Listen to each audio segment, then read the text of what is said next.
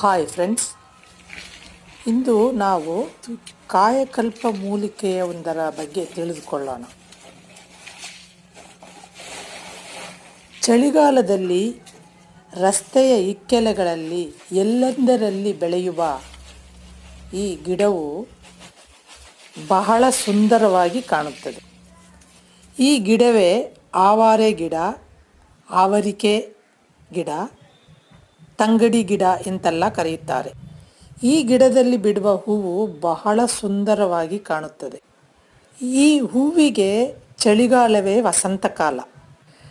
ಚಳಿಗಾಲದ ಆರಂಭದಿಂದ ಅಂತ್ಯದವರೆಗೆ ಮಾತ್ರ ಈ ಹೂವು ಬಿಡುತ್ತದೆ.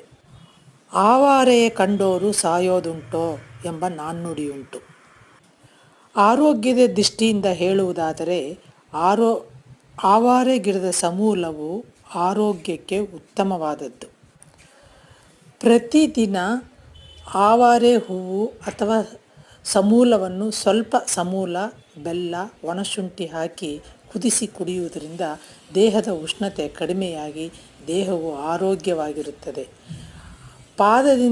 ತಲೆಯಿಂದ ಪಾದದವರೆಗಿನ ಎಲ್ಲ ರೋಗಗಳು ವಾಸಿಯಾಗುತ್ತವೆ. ಚರ್ಮ ವ್ಯಾಧಿಗೆ ಉತ್ತಮ ಔಷಧಿ.